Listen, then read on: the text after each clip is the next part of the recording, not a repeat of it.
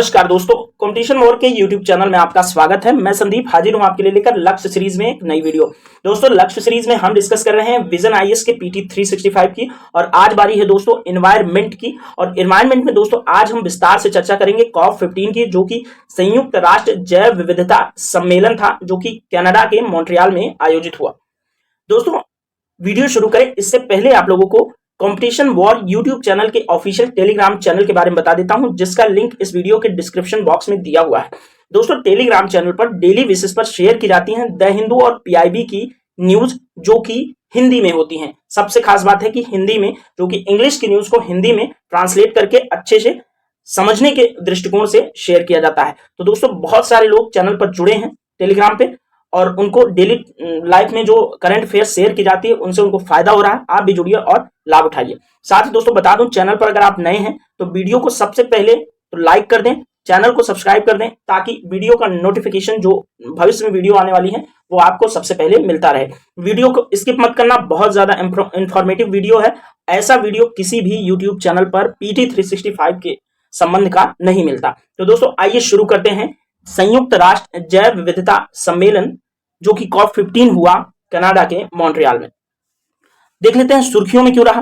दोस्तों, सुर्खियों में क्या है कि मैंने बता ही दिया है कि जैव विविधता अभिसमय पक्षकारों का 15वां सम्मेलन हुआ, जिसको COP15 नाम दिया गया। कनाडा के मॉन्ट्रियल में आयोजित किया गया। कनाडा दोस्तों उत्तर अमेरिकी महाद्वीप में सबसे उत्तर में स्थित एक देश है, जिसका नाम है कनाडा, जो कि उत्तरी अमेरिका के साथ यानी कि यूनाइटेड स्टेट ऑफ अमेरिका के साथ अपनी बाउंड्री शेयर करता है। अब दोस्तों COP15 के बारे में थोड़ी सी बातचीत कर लेते हैं। दोस्तों, COP15 की अध्यक्षता जो है वो चीन के द्वारा की गई और इसका आयोजन कनाडा में किया गया। ठीक है दोस्तों, और साथ ही दोस्तों 2050 के लिए कुनमिंग मॉन्ट्रियल वैश्विक लक्ष्य यानी कि टारगेट रखा गया है 2050 के लिए। साथ में इसकी बातचीत करते चलेंगे। तो लक्ष्य नंबर ए क्या कहा गया है कि इसमें मानव जनित कारणों से थ्रेटेन यानी कि संकटापन्न प्रजातियों की विलुप्ति को रोकना और 2050 तक सभी प्रजातियों के विलुप्त होने की दर को 10 गुना तक कम करना। ये पहला लक्ष्य है जो कि 2050 में अचीव किया जाना है। कुनमिंग मॉन्ट्रियल प्रोटोकॉल का ये एक वैश्विक लक्ष्य है। दोस्तों, लक्ष्य बी है लोगों के लिए प्रकृति के योगदान के महत्व को समझने, उसे बनाए रखने या बढ़ावा देने हेतु जैव विविधता का संधारणीय उपयोग और प्रबंधन पर बात की जा रही है। जैव विविधता के सस्टेनेबल कंजर्वेशन की बात की जा रही है। आगे बढ़ते हैं। दोस्तों, COP15 को 2 चरणों में आयोजित किया गया था। पहला चरण अक्टूबर 2021 में चीन के कुनमिंग में आभासी रूप से आयोजित किया गया। तो कुनमिंग और मॉन्ट्रियल जो वैश्विक लक्ष्य है उससे नाम यही इसी से पड़ा है, क्योंकि इसका इस सम्मेलन को 2 चरणों में आयोजित किया गया, जिसका पहला चरण जो है वह चीन के कुनमिंग शहर में आयोजित किया गया। तो चीन के कुनमिंग से ले लिया कुनमिंग, और दूसरा चरण हुआ आयोजित कनाडा के मॉन्ट्रियल में। तो कनाडा के मॉन्ट्रियल से ले लिया मॉन्ट्रियल और बना दिया कुनमिंग मॉन्ट्रियल वैश्विक लक्ष्य। ठीक है दोस्तों, बात समझ में आ गई होगी और समझ में आया होगा कि कुनमिंग मॉन्ट्रियल वैश्विक लक्ष्य क्या है और नाम इसका कैसे पड़ा। दोस्तों, अब इसके उद्देश्यों की बात करें तो COP15 का मुख्य उद्देश्य था वैश्विक जैव विविधता फ्रेमवर्क यानी कि ग्लोबल बायोडायवर्सिटी फ्रेमवर्क को अपनाना। और यह दोस्तों फ्रेमवर्क 2020 में समाप्त हो चुके आईची जैव विविधता लक्ष्य का स्थान लेगा। इससे पहले दोस्तों जैव विविधता को कंजर्व करने के लिए आईची जैव विविधता लक्ष्य घोषित किए गए थे, जिनकी एक्सपायरी डेट 2020 में हो चुकी है। तो अब जो है इसको कुनमिंग मॉन्ट्रियल प्रोटोकॉल के रूप में आगे बढ़ाया जाएगा, जो कि अगले 2050 तक यानी कि आज 2023 से लेकर 2050 तक आगे इसको आईची लक्ष्य नहीं, अब इसको कुनमिंग मॉन्ट्रियल प्रोटोकॉल के नाम से यानी कि जैव विविधता लक्ष्य के रूप में जाना जाएगा। दोस्तों, लक्ष्य ए और बी हम देख चुके थे, अब लक्ष्य सी की बात कर लेते हैं। लक्ष्य सी के अंदर कहा गया है कि आनुवंशिक संसाधनों के उपयोग और आनुवंशिक संसाधनों पर डिजिटल सीक्वेंस जानकारी से होने वाले लाभों को न्याय संगत साझाकरण। और लक्ष्य डी में दोस्तों बात की गई है वैश्विक जैव विविधता फ्रेमवर्क की।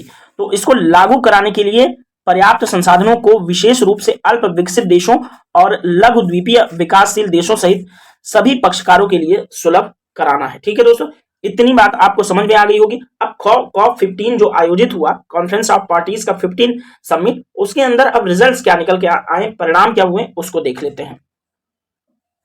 दोस्तों कॉप 15 के प्रमुख परिणामों की बात करें तो कुनमिंग मॉन्ट्रियल वैश्विक जैव विविधता फ्रेमवर्क को अपनाना ये एक महत्वपूर्ण परिणाम है जो कि कॉप 15 के बाद हुआ। तो अब आईटी लक्ष्य को कुनमिंग मॉन्ट्रियल वैश्विक जैव विविधता फ्रेमवर्क कहा जाएगा, जो कि आगे की जैव विविधता को कंजर्व करने की योजना है।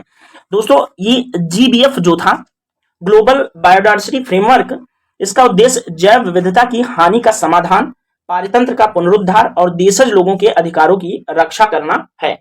दोस्तों इस फ्रेमवर्क में 2050 के लिए 2050 विजन फॉर बायोडायवर्सिटी से संबंधित 4 दीर्घकालिक गोल्स निर्धारित किए गए हैं, 4 लक्ष्य निर्धारित किए गए हैं जो कि दीर्घकालिक है। साथ ही दोस्तों इसमें 2030 के दशक में तत्काल कार्रवाई के लिए 23 कार्रवाई केंद्रित वैश्विक टारगेट्स भी शामिल किए गए हैं। दोस्तों समर्पित और सुलभ जीबीएफ निधि, यह वैश्विक पर्यावरण सुविधा से 2023 से 30 तक के लिए एक स्पेशल ट्रस्ट फंड स्थापित करने का अनुरोध किया गया है और यह दोस्तों फंड जीबीएफ के क्रियान्वयन में सहायता प्रदान करेगा। तो जीबीएफ ग्लोबल बायोडायवर्सिटी फंड है, इसको आप लोग याद रखना। दोस्तों जो जीबीएफ फंड है, इस फंड का अपना न्याय संगत शासी निकाय होगा और यह जीबीएफ के लक्ष्यों को प्राप्त करने हेतु समर्पित होगा। साथ ही इसे आधिकारिक विकास सहायता यानी कि ओडीए के साथ साथ सभी स्रोतों से वित्त पोषण प्राप्त करने में भी सक्षम बनाने का प्रयास किया जाएगा। दोस्तों ओडीए वस्तुतः समृद्ध देशों की ओर से मिलने वाला सरकारी सहायता हो जाता है। ठीक है, अब दोस्तों साइड में आपके बॉक्स के अंदर दिया हुआ है संयुक्त राष्ट्र जैव विविधता अभिसमय यानी कि सीबीडी। तो सीबीडी आपके लिए बहुत ज्यादा महत्वपूर्ण है क्योंकि इस तरह के सवाल जैव विविधता, क्योंकि आपके सिलेबस के अंदर बहुत बड़ा टॉपिक है तो इससे क्वेश्चन आने की संभावना ज्यादा होती है। तो देख लेते हैं सीबीडी यानी कि कन्वेंशन ऑन बायोडाइवर्सिटी। तो इस पर जो बायोडाइवर्सिटी पर कन्वेंशन जो है, इसका मुख्यालय देख लेते कहाँ है। तो दोस्तों सीबीडी का मुख्यालय याद रखना मॉन्ट्रियल प्रोटोकॉल जिसका नाम रखा गया। तो मॉन्ट्रियल एक शहर है कनाडा में, तो कनाडा के अंदर है सीबीडी का मुख्यालय। अब इसकी उत्पत्ति की बात करें तो यह दोस्तों कानूनी रूप से बाध्यकारी एवं अंतरराष्ट्रीय बहुपक्षीय संधि है और इसे 1992 में रियो पृथ्वी सम्मेलन के दौरान हस्ताक्षर के लिए प्रस्तुत किया गया था और दोस्तों इसके बाद 1993 में सीबीडी को लागू कर दिया गया था। तो आई होप सीबीडी की जो उत्पत्ति थी वह आपको समझ आ गई होगी और मुख्यालय आपके लिए इंपॉर्टेंट है, इसको याद रखना। ठीक है, अब दोस्तों सीबीडी के उद्देश्यों में बात करें तो इसका पहला जो उद्देश्य है वह दोस्तों जैव विविधता का संरक्षण, दूसरा जैव विविधता के घटकों का संधारणीय उपयोग, तीसरा आनुवंशिक संसाधनों के उपयोग से होने वाले लाभों का उचित और न्याय संगत साझाकरण है। मतलब कि न्याय संगत सभी को मिले, उसका लाभ बंटवारा यानी कि न्याय संगत हो, इक्वल डिस्ट्रीब्यूट किया जाए। और दोस्तों हस्ताक्षरकर्ताओं की बात करें तो 196 पक्षकार हैं भारत सहित। तो आपको याद रखना है कि सीबीडी का एक महत्वपूर्ण पक्षकार है अपना देश भारत भी। तो ये बिल्कुल नहीं भूलना क्योंकि कई बार क्वेश्चन पूछता है कि क्या भारत सीबीडी का पक्षकार है। तो स्टेटमेंट बेस्ड क्वेश्चन में कई स्टेटमेंट में एक स्टेटमेंट ये भी दे दिया जाता है और जब हमें पता न हो एग्जैक्ट जानकारी तो हम उसको डायलेमा में आ जाते हैं कि इसको सॉल्व करें, सही होगा गलत होगा। ठीक है, तो इस तरह के डायलेमा से बचने के लिए क्वेश्चन को बिल्कुल क्विकली रिस्पॉन्स करने के लिए क्वेश्चन के ऊपर आपको सीबीडी के बारे में अच्छे से नॉलेज होना चाहिए। दोस्तों अगर इसके अन्य महत्वपूर्ण जानकारियों की बात करें तो पक्षकारों का सम्मेलन जो कि कॉन्फ्रेंस ऑफ पार्टीज है यानी कि कॉप, इस अभिसमय की एक गवर्निंग बॉडी है यानी कि शासी निकाय है। दोस्तों कॉप अपनी समय समय पर होने वाली बैठकों के लिए लिए गए निर्णयों के माध्यम से अभिसमय के कार्यान्वयन को भी गति प्रदान करता है। तो इसकी महत्वपूर्ण जानकारी एक ये है और आगे थोड़ा सा और संयुक्त राष्ट्र जैव विविधता अभिसमय के बारे में जानेंगे। साथ ही दोस्तों यह कॉप 10 में सरकारें जैव विविधता के लिए रणनीतिक योजना 2011 से 20 आईची जैव विविधता लक्ष्यों पर सहमत हुई थी। आपको याद रखना है कि जैसे कॉप 15 की अभी हम बात करें उसी तरह से जब कॉप 10 हुआ था तो उसमें जो दुनिया की सरकारें थी वह बायोडाइवर्सिटी के लिए एक रणनीति पेश की थी 2010 में, जो कि 2011 से 20 तक की रणनीति थी जिसको नाम दिया गया था आईची जैव विविधता लक्ष्य।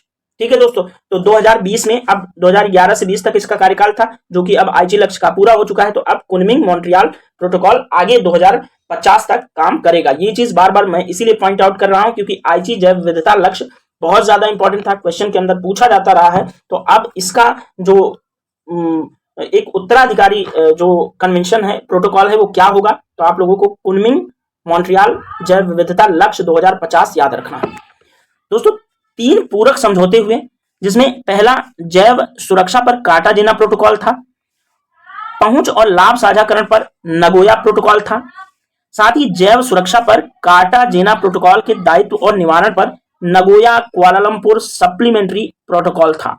तो ये 3 जो महत्वपूर्ण समझौते थे, इसको याद रखना। पहला जैव सुरक्षा पर कार्टाजेना प्रोटोकॉल, दूसरा नगोया प्रोटोकॉल था, ठीक है, ये पहुंच और लाभ साझाकरण पर था, और तीसरा दोस्तों नगोया कुआलालंपुर सप्लीमेंट्री प्रोटोकॉल था। तो ये 3 प्रोटोकॉल्स को आपको अच्छे से याद रखना है। और दोस्तों संयुक्त राष्ट्र महासभा ने 2011 से 20 की अवधि को जैव विविधता पर संयुक्त राष्ट्र दशक घोषित किया था। तो 2011 से 20 तक की जो अवधि है, उसमें यूनाइटेड नेशन जनरल असेंबली ने उसको जैव विविधता पर संयुक्त राष्ट्र दशक घोषित किया है। ये चीज याद रखना, क्योंकि एग्जाम के अंदर पूछे जाने की संभावना 100% है। ठीक है दोस्तों, याद रहे इसको।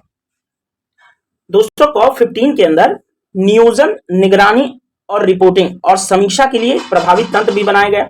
इसके तहत दोस्तों प्रगति को मापने के लिए एक स्पष्ट संकेतक निर्धारित किए गए हैं, और जिसका उद्देश्य राष्ट्रीय जैव विविधता रणनीतियों, कार्य योजना यानी कि NBSAPS और राष्ट्रीय रिपोर्ट्स, सामूहिक प्रगति की वैश्विक समीक्षा, स्वैच्छिक रूप से परस्पर समीक्षा आदि के आधार पर एक आम सहमति वाली समन्वित और चक्रीय प्रणाली तैयार करना है।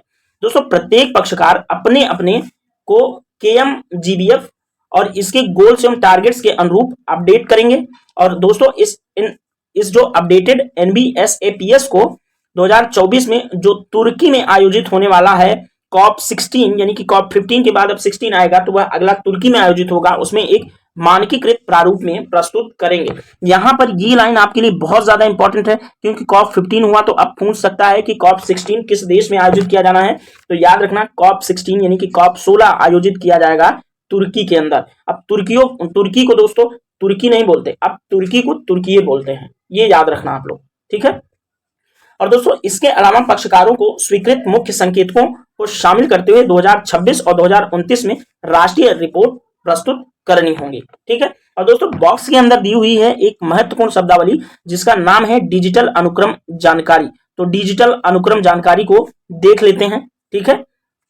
डिजिटल सीक्वेंसिंग इंफॉर्मेशन, इसको देख लेते हैं दोस्तों।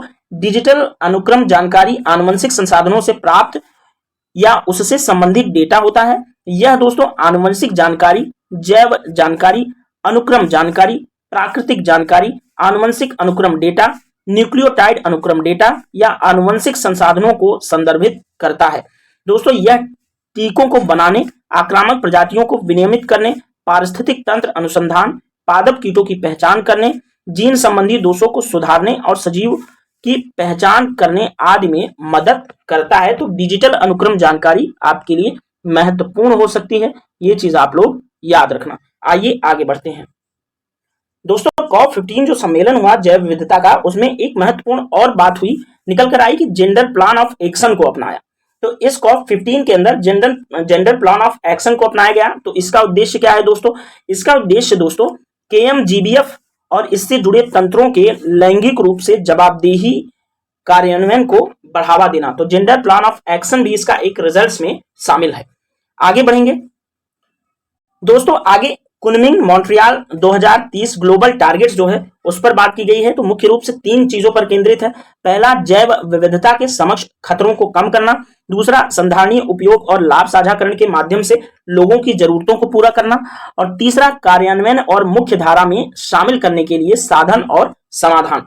तो इस तीनों टारगेट्स में जो 3 मुख्य क्षेत्र हैं जिन पर काम किया जाएगा, उन्हें बहुत सारे सब पॉइंट्स हैं, जैसे इसके ढेर सारे सब पॉइंट्स हैं और इसके भी सब पॉइंट्स हैं। तो इनमें जो जो पॉइंट स्क्रीन पर हैं उनकी मैं चर्चा एक बार कर देता हूं। आगे जो पॉइंट्स हैं उनको मैं आपको वीडियो के अंदर इसको दिखा दूंगा, उसको आप खुद से पढ़ लेना।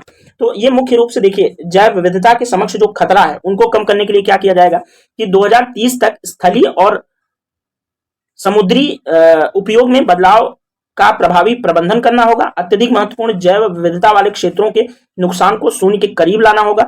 और दूसरा दोस्तों 2030 के तक कम से कम 30% तक निम्नलिखित पारितंत्र का प्रभावी रूप से पुनरुद्धार करना होगा। और तीसरा भी लक्ष्य इसी तरह है। तो ये पूरा मैं आपको वीडियो में चला दूंगा, इसको आप देख लेना। और इसमें जो संधारणीय उपयोग और लाभ साझाकरण के माध्यम से लोगों को जरूरतों को पूरा किया जाएगा। तो इसमें क्या होगा दोस्तों, पहला इसका लक्ष्य होगा कि देशज लोगों और स्थानीय समुदायों की परंपरागत संधारणीय उपयोग पद्धतियों का संरक्षण एवं उनका प्रोत्साहन करते हुए वन्य प्राणी प्रजातियों के संधारणीय उपयोग और प्रबंधन को सुनिश्चित करेगा। और तीसरा जो कार्यान्वयन और मुख्य धारा में शामिल करने के लिए साधन और समाधान होगा, उसमें सभी क्षेत्रकों को की नीतियों और विकास संबंधी पहलों में जैव विविधता के महत्व को शामिल करेगा। और बड़ी और अंतर्राष्ट्रीय कंपनियों तथा वित्तीय संस्थानों को जैव विविधता पर उनके प्रभावों की निगरानी, आकलन तथा प्रकटीकरण करने में सक्षम और 2030 तक खाद्य पदार्थों को बर्बादी को आधा करते हुए संधारणीय खपत को भी बढ़ावा देगा। तो इसमें अब इसके जो पूरा इसका जो लक्ष्य है वो आप लोग देख लेंगे, ठीक है। ये पूरे तकरीबन 8-8, 10-10 पॉइंट्स, जिसमें इसमें 8 पॉइंट है, इसमें 13 और इसमें 20। तो इसको आप लोग एक बार अच्छे से देख लेना।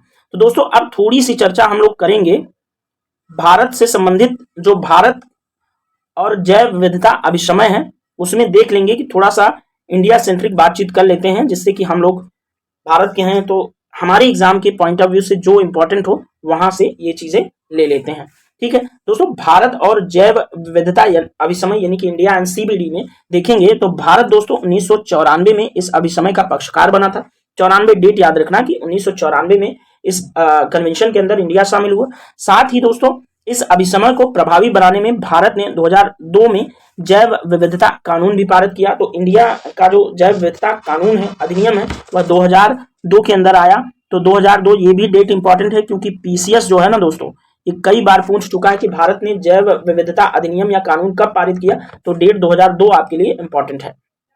दोस्तों पोस्ट 2020 जीबीएफ वार्ता में भारत का क्या रुख होगा, तो इसको देख लेते हैं। 30x30 टारगेट का समर्थन, जो कि भारत दोस्तों प्रकृति और लोगों के लिए उच्च महत्वाकांक्षा गठबंधन में शामिल है।